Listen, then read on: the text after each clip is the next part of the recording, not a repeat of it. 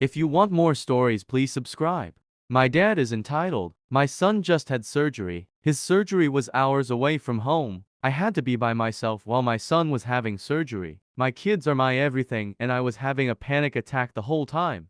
But my husband and I have a disabled son who is a year younger than our son who had surgery. He needed to be watched obviously. I understand. None of my family offered to watch my disabled son. And personally, I probably would have said no if they offered. But it's the offer that counts, right? Anyway, today's after my son's surgery we are finally home. He's in a lot of pain and requiring round-the-clock care. He's only 11. My dad called me multiple times though I ignored his call. I was trying to sleep because I haven't gotten any sleep while I've been taking care of my son. He had his wife call, but I ignored that too. Finally, I get a text saying my dad is in the hospital and they want me to watch their kids because my dad doesn't want to be alone through the night. I ignored the text. They kept calling. Finally, I sent them a text telling them no. He's a grown adult. I shouldn't have to watch my gremlin monster little sisters because my dad is a baby and doesn't want to be alone. My little sisters are younger than my kids, but they are gremlins. They aren't well behaved. They don't listen to a thing you say.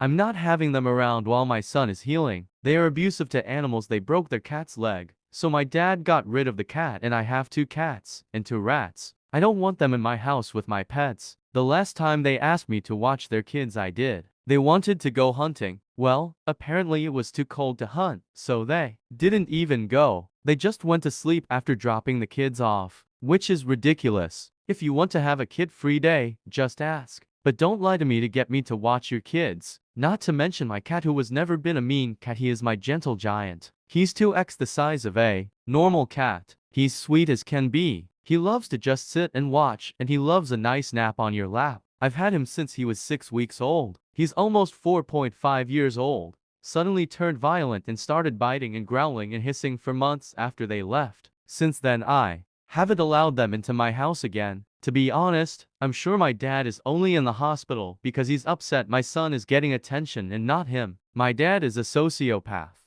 My tried to rent my spare room out to her friends. So this happened about 18 months ago, but I only just remembered when I came across an EP story on TikTok. Basically, I began living above a pub that I own. It has a large two-room living room connected via an archway and curtain across it. My youngest sister and her friends began staying in one of the living rooms that had the privacy of the curtain. My office was the other living room. This flat also has 2 large bedrooms. Mine is the biggest. My mother was helping me set up the pub since I had also gone back to university a year prior. My mother hired a chef who lived on an island nearby Giolive man who had been her friend years back, but I had never met. She had offered him a job here because he had been looking to move back home. Then all of a sudden she tells me he'll be staying in the 2nd bedroom for a while until he gets a place sorted. I hated the idea and tried to protest a lot because I did want a strange man living with me. And this was the first place that I had to myself. I hope to enjoy being on my own. My mother mentioned that it'll only be a little while, a couple of months max. It didn't matter anyways because the guy ran.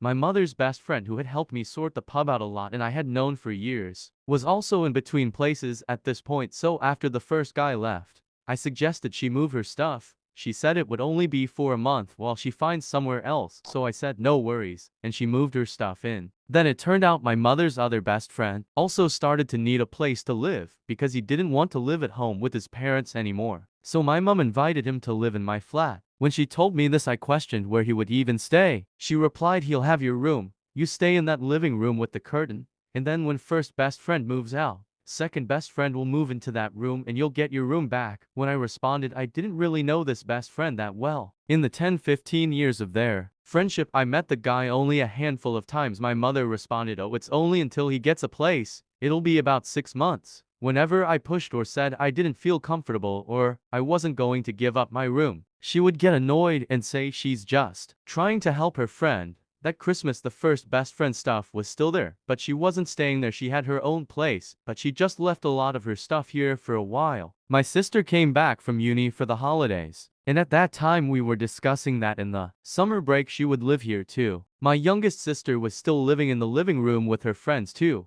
Then my mother said since first best friend has a place now, second best friend can move in. I replied saying that my sister is living here, but that means that my mother had a spare room, so why can't her friend live with her? Her response, I don't want them the second best friend and his girlfriend living with me. I like my space. I replied, well, you know him better than I do, so I don't want him living with me either. She responded that he's desperate for a place to stay and mentally it's taking a toll on him. So I replied again that he should live with her then. She actually got angry because she was just helping her friend. He never ended up moving in, but it felt like my mother was always offering my spare room up to anyone that walked by. My boyfriend actually put a lock on all the doors on the inside for safety when the first guy stayed for a week. And just to clarify, I love on my own. None of her friends live with me, and I have the place to myself now. She doesn't work at the pub anymore, mentioned in a comment what happened, and now that I have my own place in the pub, I've stood my ground a lot more and say no a lot more.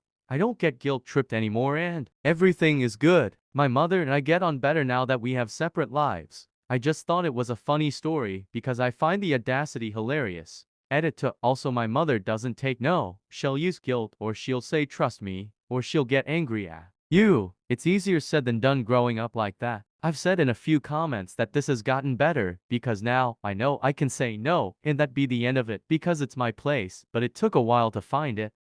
Update entitled Aunt Stole Ashes. A few months ago, I 20F posted about how my Aunt Kathy 40F stole my necklace full of my deceased Aunt Beth's ashes and gave them away to my great-grandmother, who Beth specifically stated she did not want to end up with. I have come to y'all with an explosive update. About last week, Kathy accused me of selling marijuana to my cousin 16M. Of course, this was a false and completely baseless accusation. I told my mom, and it upset her enough to confront Kathy. Some nasty words were exchanged, which led to my mother exposing the truth about Kathy and the ashes to my other aunts. In an unexpected turn of events, 2 of my 3 other aunts knew about the situation. Things went ballistic. My mother was reasonably upset, told them how morally fucked up they all were, and left it at that. I sent a message to Kathy that basically said I don't know what to say. I trusted you. Good luck getting places by fucking over people who love you. Blocked her and put it away. My other aunts have reached out, and I've decided to put my relationship with them on the back burner. For now, I thought things were all said and done, until today, when Kathy sent the following message to my mother. This will be the last thing, and I will leave you alone. Please know that I am sorry you were hurt. I thought we had already begun our healing process, and I was caught off guard by your note. Please, I beg you to be careful about allowing Op to spew poison into our relationship. She convinced me to hate Op's sister before she came down to visit. She filled my head with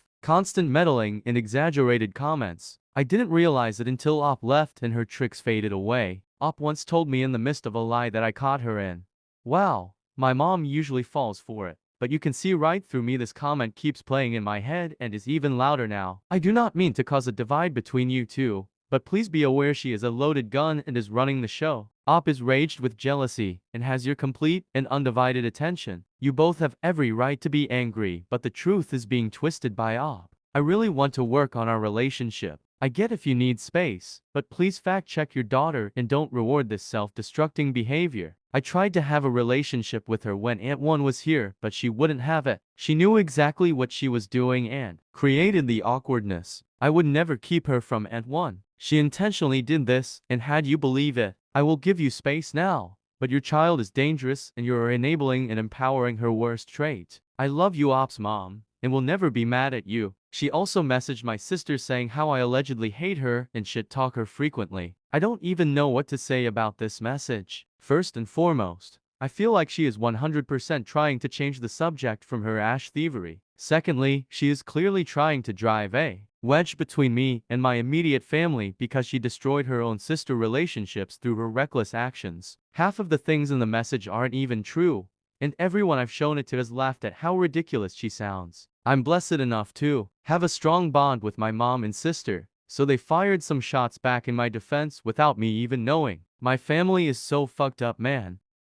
So I can't be mad. To say we went to a couple outside stores. Thayer was this one store, a coffee store with coffee and cookies, so I got for cookies and my coffee for me and my family. Well, my cousin had the bad all day, and they were picking the bag to get Thayer cookies. I guess along the way they dropped my cookies, so when we got home and I wanted it, I couldn't find it. My stepdad, the asshole, was mad at me for trying to find it and asking for help and getting angry that I couldn't have it even though I brought it for us. Because he couldn't deal with Yet I had to stop being mad. While it's okay for him to have an attitude when things happen to him, thanks to my cousin, that probably lost it. I know it's just a cookie, but I've been having a bad 2 weeks.